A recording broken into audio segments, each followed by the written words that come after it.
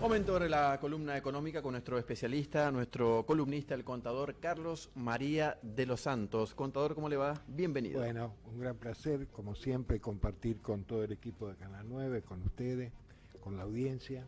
Bueno, le agradecemos muchísimo. Y en este caso especial me adhiero a los saludos Muchas gracias, contador. del cumpleañero. Muchas gracias. En mi cumpleaños no son buenas las noticias, contadores, a nivel económico.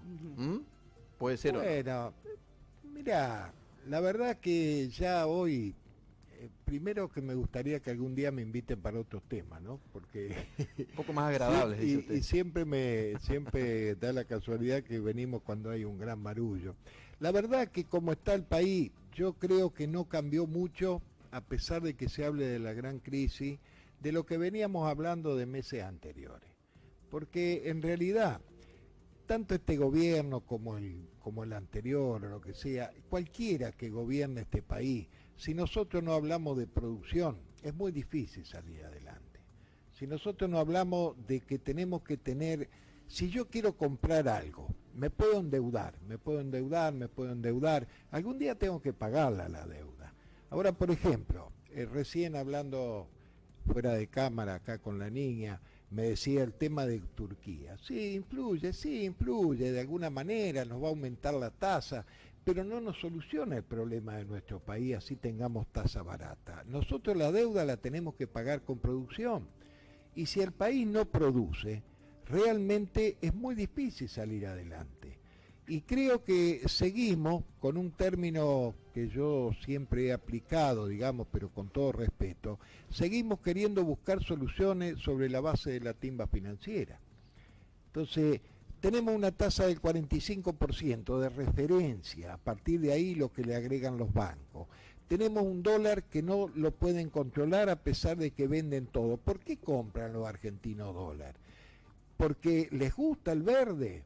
No, lo compran como una medida de seguridad, fuera de los sectores especulativos, que sobre todo están en Buenos Aires, que juegan también a la timba financiera del dólar. Pero cuando, digamos, la gente común, que tiene una plata en el Banco del Chaco y puede comprar unos dólares, va y lo compra, pero para cubrirse, porque ven como una seguridad, digamos. Hoy el plazo fijo le está pagando el 22-23%.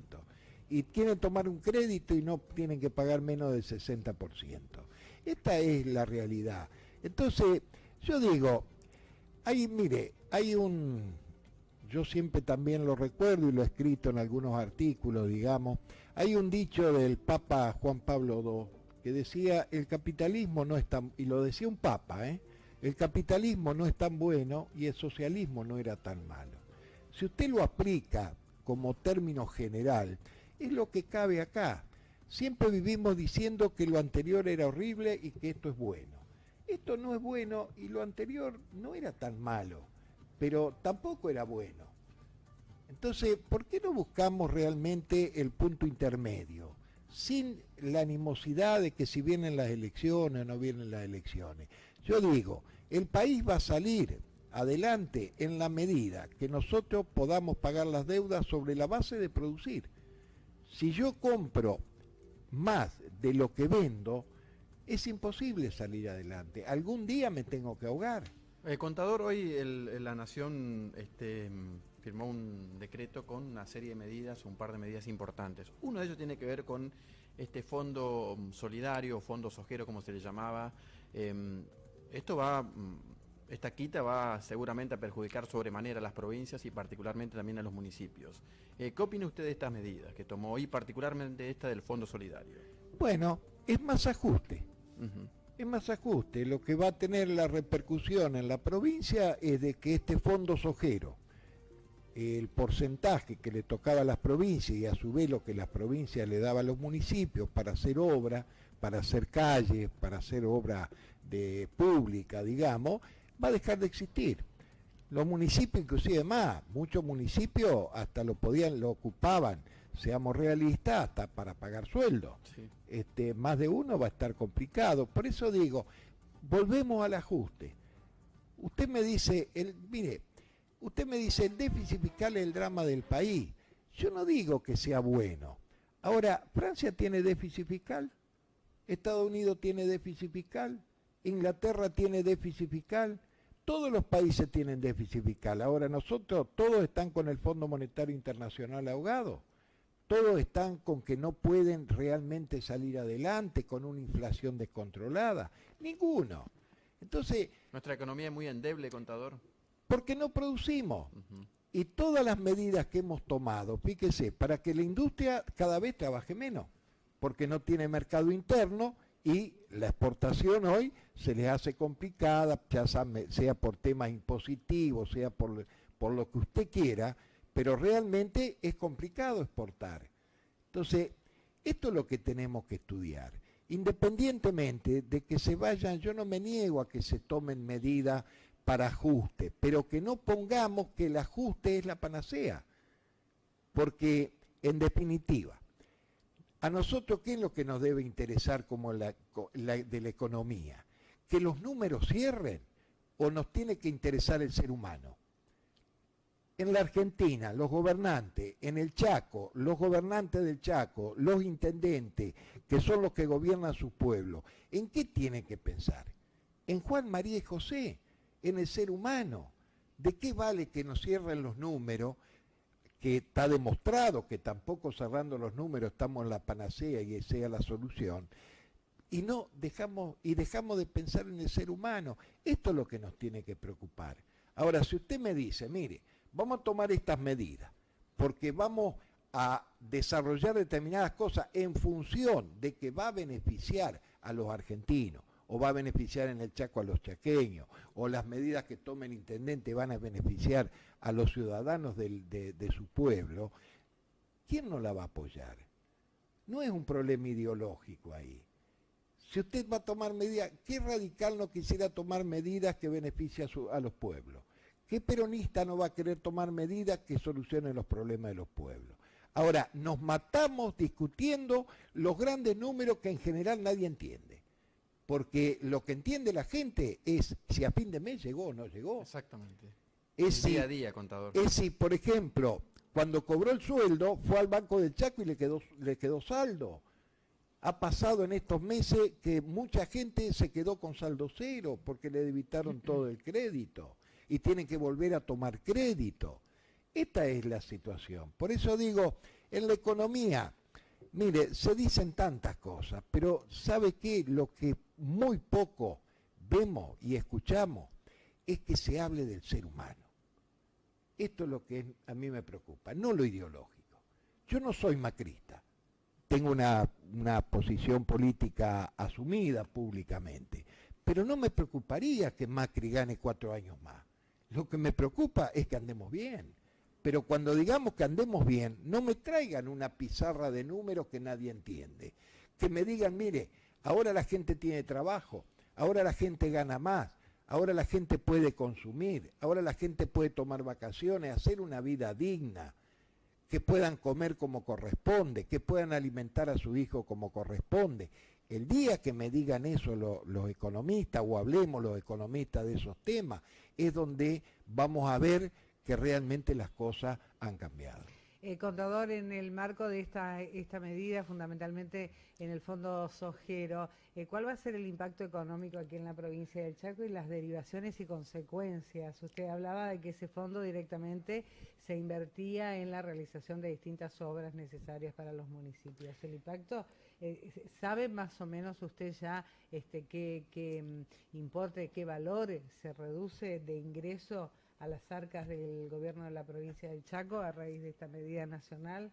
Bueno, mire, todo depende porque depende también de la producción de la soja. No se olvide que este año también la soja cayó mucho, digamos, por problemas climáticos. Pero de todas maneras, yo digo que debemos estar redondeando los 1.000 millones de pesos para el Chaco, digamos, ¿cierto? Porque le corresponde un porcentaje de lo que recauda la nación, un 30% para las provincias, y a su vez las provincias distribuyen a los municipios. Contador, se habla de 1.700 millones aproximadamente para Chaco y 1.300 para Corrientes. Bueno, puede ser o no. A lo mejor si tomás la media, digamos, de lo que ha sido el fondo sojero en los últimos años, puede andar en ese monto. Yo me refería a 1.000, digamos, por la escasa producción que hubo este año, sobre todo en la zona pampeana, ¿no? No así en el Chaco, que en general las producciones han sido buenas, no solamente de la soja, en general el campo no ha tenido la desgracia, por ejemplo, de la pampa húmeda de tener tantos problemas climáticos. Pero no obstante, estamos hablando de un monto importante. Para los municipios son montos importantes y era prácticamente los únicos fondos que tenían, porque nadie tiene excedente, para distribuir en obras públicas locales, digamos, que a su vez da mano de obra, no solamente bienestar, sino que da mano de obra. ¿Usted considera que esto puede aliviar un poquitito? Porque la situación económica de la Argentina es decir, tiene todos los problemas, inflación, déficit fiscal, el tema del atraso cambiario, que bueno, ahora el dólar que se está acelerando. Con esta medida el gobierno estima que para el año 2018 la reducción fiscal, el ahorro fiscal va a ser de 12.500 millones de pesos. Eso es un alivio muy insignificante. Comparado con las consecuencias que va a tener en cada uno de los puntos y municipios y provincias de la República? Mire, yo le vuelvo a reiterar, serán 12, serán 50, sea lo que sea. El gobierno nacional el año que viene tiene que ajustar de alguna manera 300.000 millones de pesos. Sí es importante, 300 pareciera una barbaridad, en una de esas son 2 pesos. Ahora, vuelvo a reiterarle, ¿cómo va a repercutir en el hombre real? ¿Qué es lo que estamos viendo con todas estas medidas? Que hay cada vez más desempleo, que cada vez hay menos poder adquisitivo en la gente. Esto es lo que estamos observando. Y esto es lo que hay que cambiar. Ahora usted me dice, si llegamos a nivelarnos, dentro de 1 año, 2 años, 3 o 5 vamos a andar bien. La verdad, yo no sabría decirle, hay que ser mago. Hay que ser mago. Sí, contador, usted hace ya un par de meses atrás, por lo menos, hablaba de una situación difícil en lo que tiene que ver con el precio del combustible. Y en su momento, en otros gobiernos, decíamos, aumenta el combustible, aumentan los alimentos, aumentan las mercaderías. Se habla de que un 10% más el mes que viene de incremento de los precios del combustible. Esto se preveía, y cuál es la situación de cara al futuro, justamente, particularmente, como usted decía, para la gente común.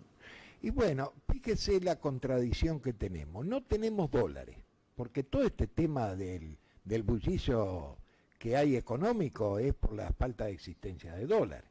El gobierno tuvo que recurrir al Fondo Monetario porque no tenía más dólares y los está gastando. Si el país se ha dolarizado, usted me dice a cuánto va a estar la nafta, a cuánto va a estar el dólar.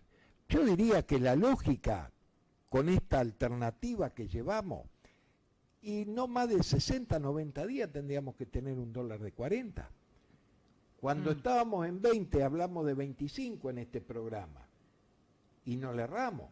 Y dijimos hasta en julio y no va a bajar de 30, tampoco le erramos.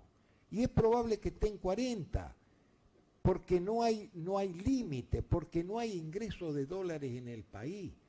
Y todo el mundo se va a abocar a querer defender su centavo. Hoy, para resguardarse usted, le vuelvo a reiterar, ¿cómo se resguarda con un 22-23% de plazo fijo con una inflación del 30 y pico?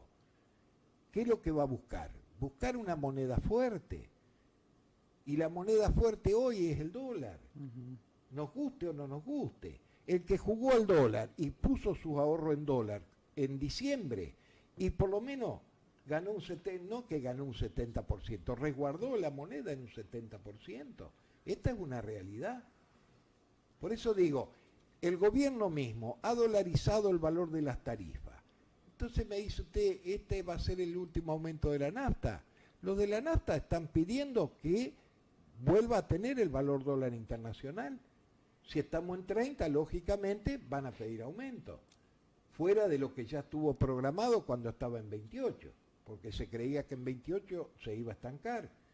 Ahora subió a 30 y a la nafta, a la corta o a la larga, la van a ajustar. Y si estamos en 40, la van a ajustar, porque el pacto que han tomado, fíjese, le voy a dar un ejemplo que no sirva para politizar el tema. Cuando estaba Aranguren en Shell, ¿se acuerdan ustedes? Inclusive porque se puede hablar, porque la mayoría coincidió que fue un buen gobierno el de Néstor Kirchner en la primera etapa. Cuando discutieron, le dijo, mire, si usted no quiere vender en el mercado interno, va a tener que pagar tanto para exportar. y llegaron a un arreglo con Aranguren de Yel y en esa época con Kirchner. Ustedes lo recuerdan, Sí. eso, estamos hablando allá del 2005.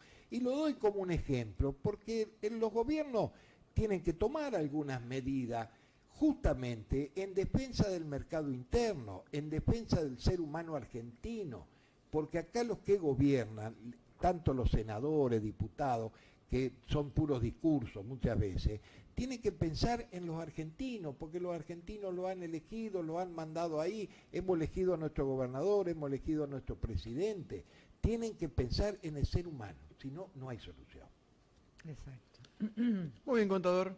Como siempre, muchas gracias y muy El clarito. agradecido soy yo. Lo Y esperamos en cualquier momento. Feliz cumpleaños. Muchas gracias. Déjenme saludarlo a mi nieto porque si no me reta. Ah, por supuesto. Un saludo entonces. ¿Cómo se llama? Oh, mire. ¿Para qué le voy a nombrar? Porque se me van a poner nerviosos los otros. ¿Son muchos? ¿Nos alcanza hasta la 21 para nombrar? Tengo varias nietas, pero al más Bueno. chiquito lo saludo. Bueno, porque Muy bien. nosotros no me ve. también. Un saludo grande. Muy amable por A todo. usted. Va a ser seguramente gran economista, contador. Muchas gracias. Muy buenas noches.